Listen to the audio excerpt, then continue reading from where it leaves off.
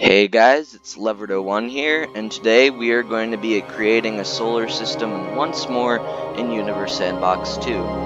Now, my reasoning for this is that I haven't specifically gone through my entire process of making a solar system, despite these videos being quite popular on my channel. So, what we are going to do today is I am going to walk you guys right through every step of making the best habitable solar system you can possibly make. Now, first off, there are a couple settings you might want to enable here just for how visually pleasing it is and also to guide you through making it. So, first off, the star. Star is one of the most important components to making a planet or moon habitable. So, for example, if you have a star with too high of a mass, then it will probably go out with a bang in just a couple million years, which will not give life enough time to develop. And also, if you have a star too small, it may not even be able to sustain the planet without keeping it tidally locked. And because of this, I recommend that while you can use stars from the class M to F, I recommend you use class K or G stars. Our sun itself is a class G star, but K stars have a bit of a longer lifespan, which is why I find them to be ideal. So, let's start off by just this view grid. Let's add a random main sequence star.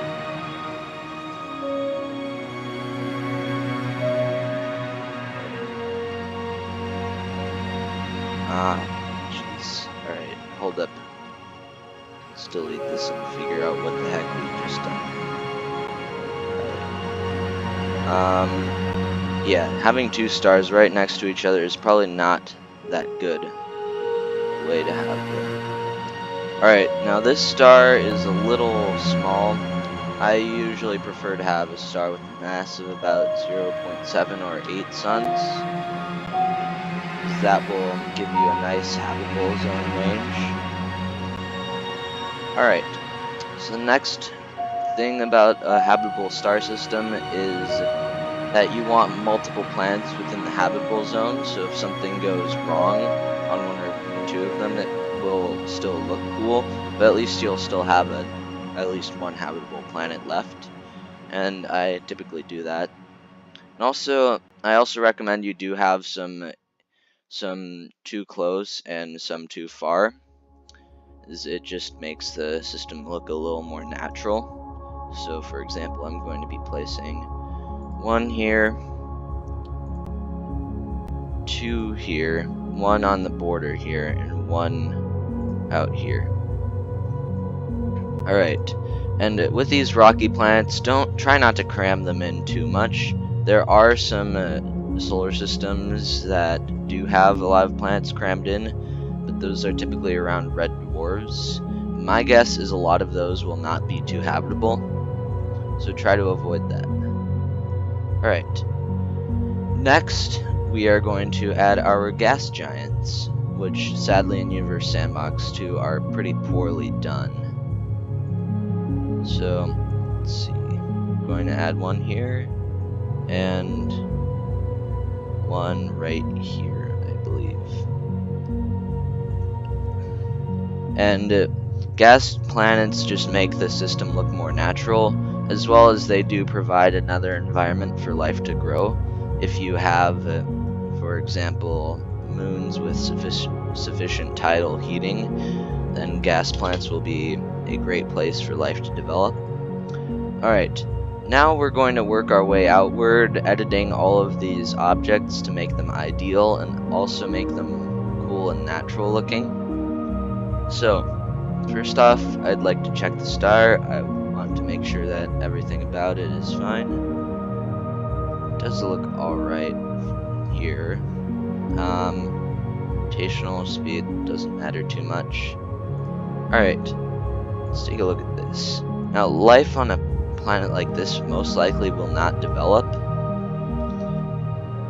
due to extreme temperatures. As you can see, the planet's already in just a couple hours, the planet's increased from negative 200 degrees Celsius to...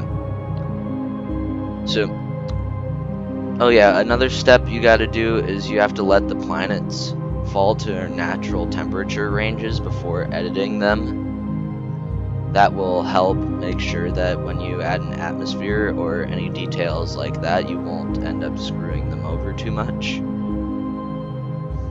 So, water is going to come off very quickly. This isn't a permanent feature, I'm telling you. So we'll go over. Alright. Well, I suppose, because as soon as most planets have an atmosphere of some sort, which Universe Sandbox doesn't always add in, and if you want the solar system to look natural, you will have to put that in. And because of this, this planet very quickly will not be habitable.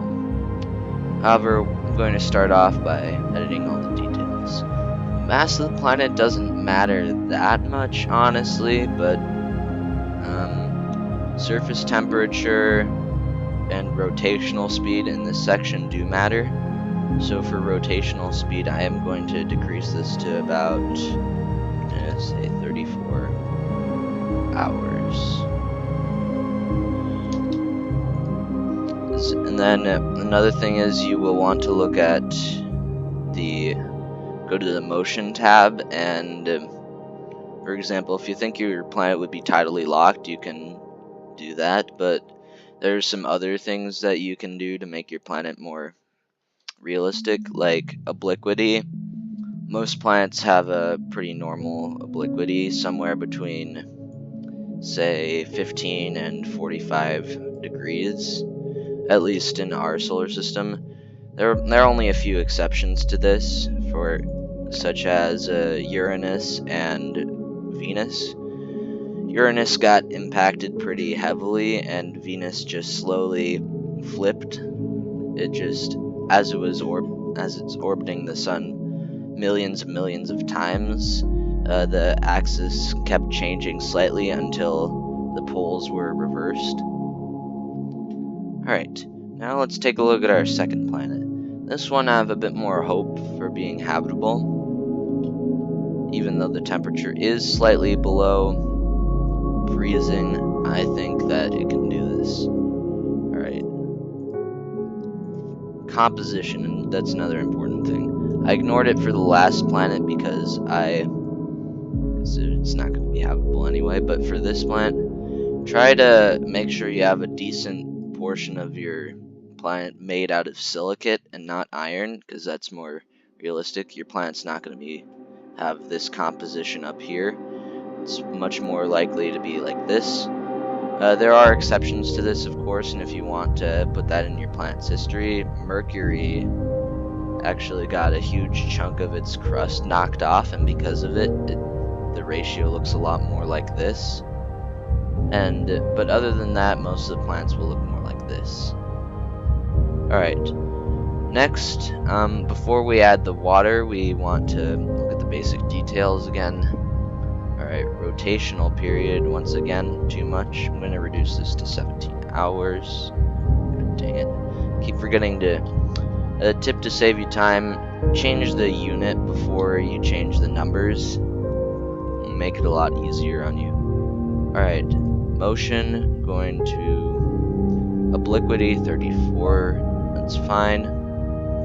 Going to now go to the temperature, and we are going to add in our atmosphere.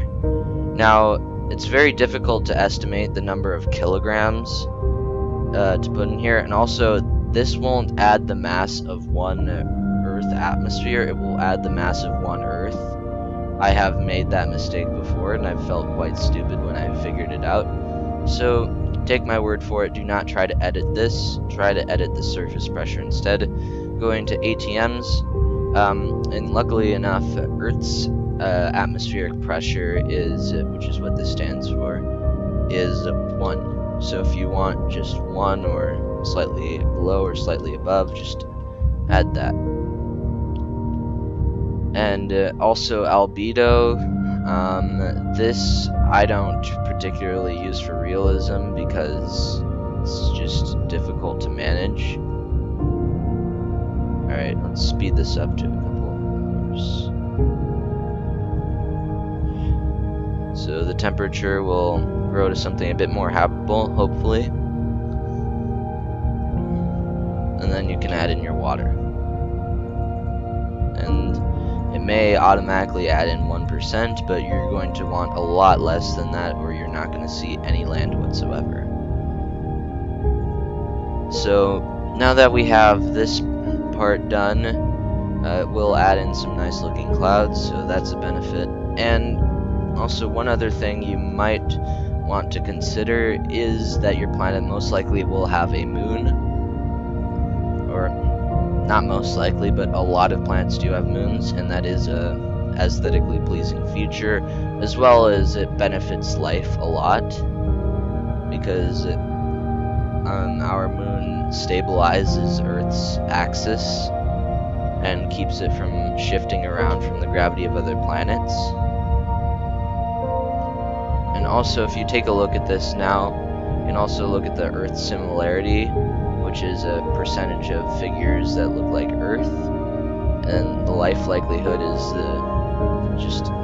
I mean, these seem a little arbitrary to me, but if you just want to compare your planet to Earth, definitely take a look at this. I mean, I feel like it's a little biased and it goes against the Copernican principle of we're not special, because this figure of how likelihood life is all revolves on how similar the planet is to Earth, so don't really use that. Alright, now let's move on to our next planet, Sina. And we know what sort of jokes are going to be made about that, but let's start working on this planet. 1.38 Earths is fine. The mass of a planet I recommend should be between, say, 0.5 and 3 Earths. And I recommend don't mess with the density or the radius too much, because those are a bit more difficult to control. They all do connect to each other, but they just it doesn't work out usually when you try to edit these. So we will go back for another aesthetic round on the planet, so if you want you can skip to that section. Alright, rotational period. I keep doing it. 27 hours, not days. Alright, obliquity 10 degrees, that's perfectly fine. Atmosphere, I'm going to add an atmospheric pressure of 1.7 actually. This planet does. Alright, here we go. It's looking new.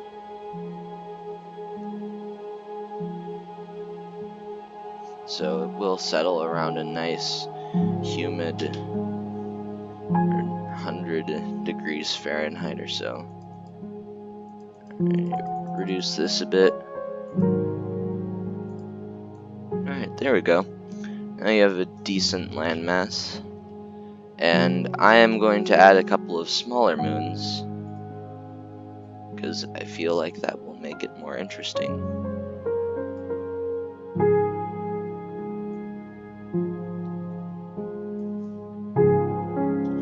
Alright, here we go.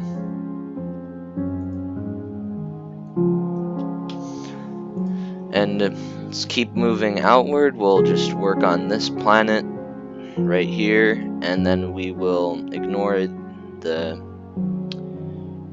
the other rocky planets and skip immediately to the gas giants. By the way, one other thing I forgot about is composition. We're going to reduce this. There we go. Alright, now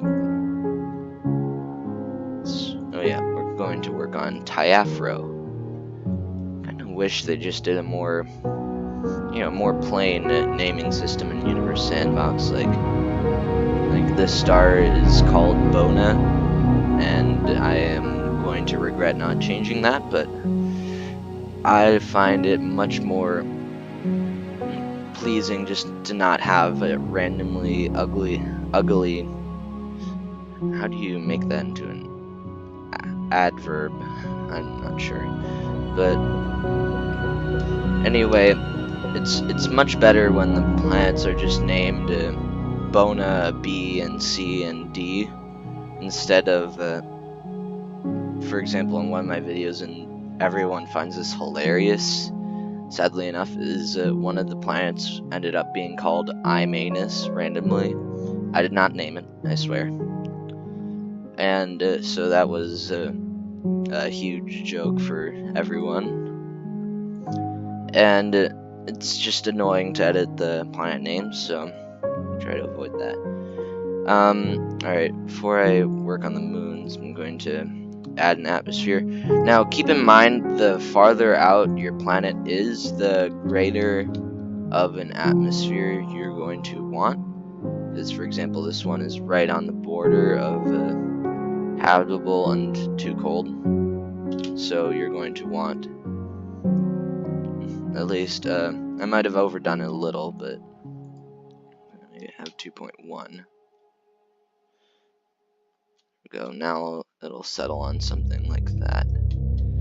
Though on the other hand, kind of want a colder planet out here. That seems more realistic. Alright. Still not that cold, but works for me. Alright. Just gonna keep it at that ratio, then we're going to... I'm going to not have a lot of water on the surface of this one, because I want some variation between my planets. It's another key thing you want. You want variation. You don't want your planets to look all the same. Alright, for example, I'm going to add rings to this planet, which is something I would like. Alright. 2 to 4 radii typically work. They look good and feel good and can give you even a boost to your imagination or such. Alright, now the part you might find interesting, gas giants. Sadly, for some reason, all of these gas giants are absurdly small and mostly made out of rock and water. Not mostly, but it's about half and half here. It's absurd. Most likely, your planet's your gas giant's most likely going to be almost completely made out of gas. They don't have helium, but it's just hydrogen and helium, the gas giants. Maybe a bit of water if you want an ice giant, but alright. And the mass. The mass is not going to be this small. It's going to be might be 0.18 Jupiters, but it's not going to be 0.018 Jupiters. That would be absurd, honestly.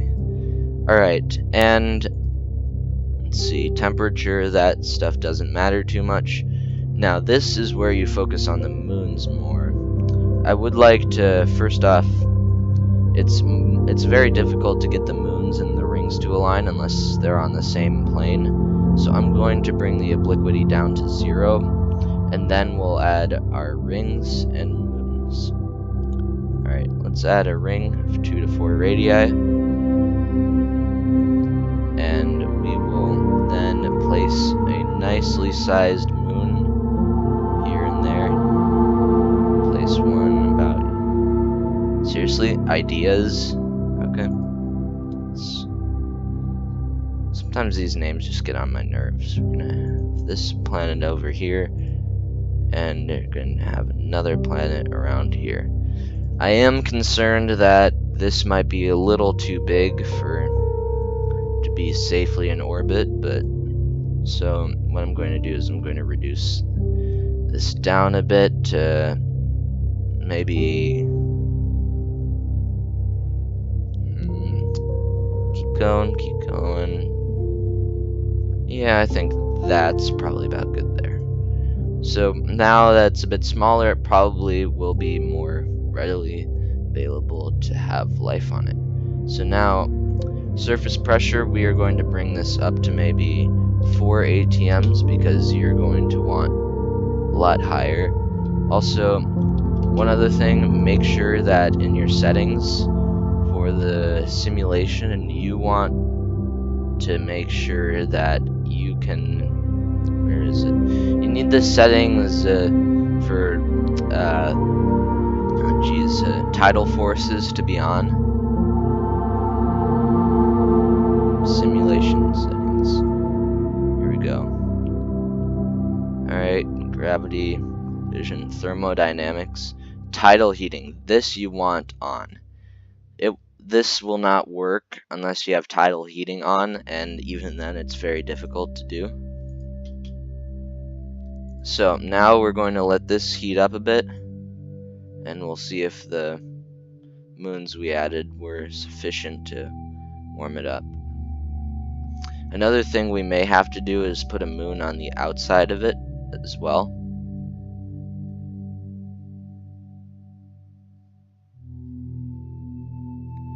So yeah, it looks like it's peaking there. So what I'm going to try to do now is we are going to add another random moon right here, and that's going to hopefully help increase the temperature a little bit more, because it'll get pulled on by both the gas giant and the moon on the outside. Yeah, it looks like our time is getting a little too slow. It's bothering me. Oh well.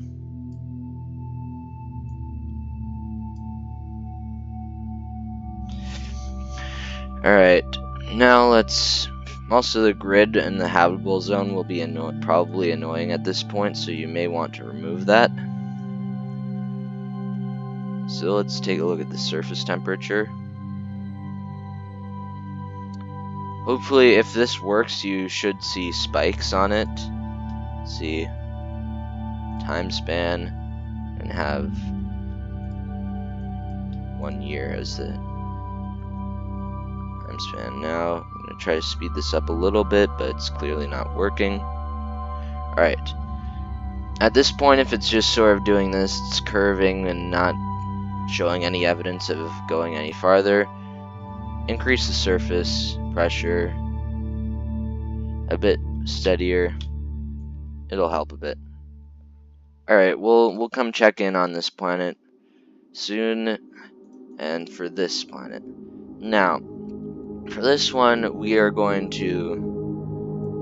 Oh, Jesus, completely black. That might be very difficult.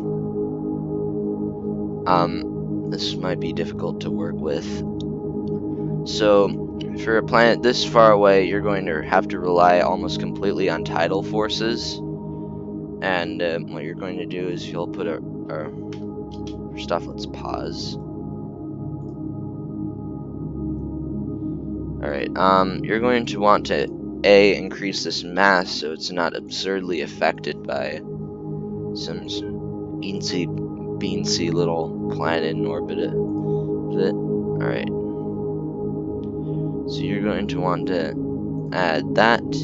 Then, as I said before, you're also going to want your random moon as well. And this most likely will not work. I've never tried to do some sort of object like this. Alright, so temperature. Once again, you'll have to rely a lot on having a high ATM. I'm going to bring this all the way up to 7.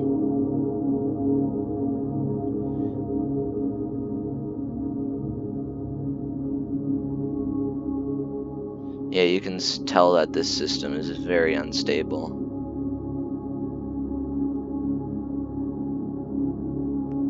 It's like watching some sort of circus.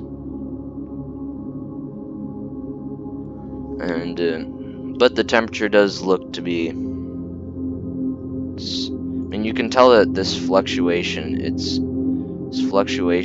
from the tidal forces, and that shows that in theory this can work, and we are going to try to make that work. So I'm going to delete all of these nonsensical objects, increase the planet's mass a bit, and try it once more. Alright, we're going to make this 87 Earths.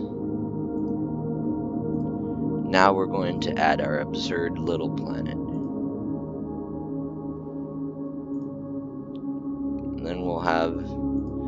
Oh my, Universe Sandbox. Never have enough of this, do you? There we go. It's stupid, but at least it's not a joke. Oh boy. Maybe I brought that tidal forces up a little too much. Hey, now it has its own star. That's nice. Yeah. This might take a little bit too much refinement for this video, so I recommend you don't do this unless you have a lot of time on your hands. But it shows that you can do this, and you can prove that Universe Sandbox has absurd mechanics when it comes to this. Alright, let's go back to the inner system and work on those aesthetics as I promised to do. We're going to ignore that inner planet and work on these three ones for the most part. Now this planet I'm going to try to give a more newish world look. So for most of these I set the high elevation to be white. The mid elevation I like having some sort of tan, and the low elevation I generally let it be what it wants. So this is going to be a new world with life. We're going to make it green like that, and it's clear. Maybe I guess this is the mid elevation here, so I'm going to reduce the water levels a little bit to give some of that green place to shine through. Now that's enough that it looks like life is starting to colonize it, but not too much to make it look like a very much older world. So now, and these islands in the south look good. And as for the moon, it looks like this is one of these dumb moons where it has too much water on it. And now that dumb trail is gone, so...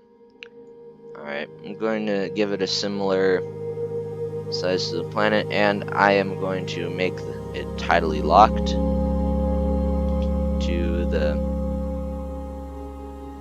planet, because that's most likely what's going to happen. In addition to this, I think I will edit the coloring a little bit, as I generally don't like this brownish look for a moon. I would probably have it more like this. And again, a mid-elevation brown might make it look a little better. Alright. High elevation. I'm gonna make it like that. Alright. I think that's fine. I just think that this texture looks ideal with that. So I'm going to leave alone little onyx now and work on some of these outer planets, or outer inner planets. Ooh boy, what is going on here? Collision, I'd assume. Oh, I guess we'll just leave that nonsense alone. For this planet, I'm going to give it a much older look. I'm going to let's take a look at the coloring. The high elevation we're going to make green. Mid elevation we're going to give it like a lighter green, a lime green. Then the low elevation will have like that. That will give it more like a beachfront look. Alright then. Looks like that coloring doesn't work completely. Maybe move that a little bit more to the yellow. There we go. Alright, I think that looks pretty good. Feel like there's a little bit too much land mass though, so we're going to bring that down a bit. Alright, there we go. So now this planet has more of a developed world look, and I think that's pretty good. For example, we have large continental masses, which should help out. that look a bit. So now we're going to move on to our third planet, which I want to give more of an icy look despite being a bit hotter than the other planets. So what we're going to do is we're going to have a deeper green here. We're going to have a mid elevation of white green, that, and a high elevation of just plain white. Now I'm gonna bring that down a little bit. There you go. So now you have now the only thing I would do here is maybe bring this down a little bit and make the albedo a little more realistic. Now the temperature will drop enough to make it look a bit more realistic. Then there you have it. All the inner planets look pretty good, except for this jumble of mess that's called a ring system, and that jumble of mess on this planet. So now I guess the last thing we have to do here is take a look at all our results. So here we have this water world that I probably should have edited a bit, and will because I'm OCD. Alright,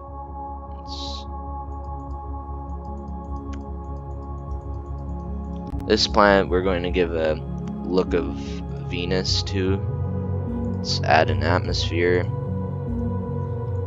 This planet's inevitably going to be inhabitable, but I just want it to look cool while it can possibly be habitable.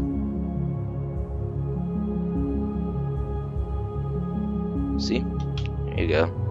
Now it looks like Venus because during its primordial times, because it still has water, but all of that's evaporating. Here we have our Jurassic looking Earth, and take a closer look. Wish they had nice surface graphics like Space Engine. Would love to find a way to just splice those two games together. Let's land on the surface here. And take a look at all your beautiful high quality graphics here. Then yeah, and then we can look at our third planet, Sina, or look at all of this gibberish that has become the moons. I wonder if I just placed it within the rope limit or something. That might explain all the fragments in similar orbits. And again, this moon seems to be pulling them up a bit, so. However, with the actual planet, I feel pretty proud of this one.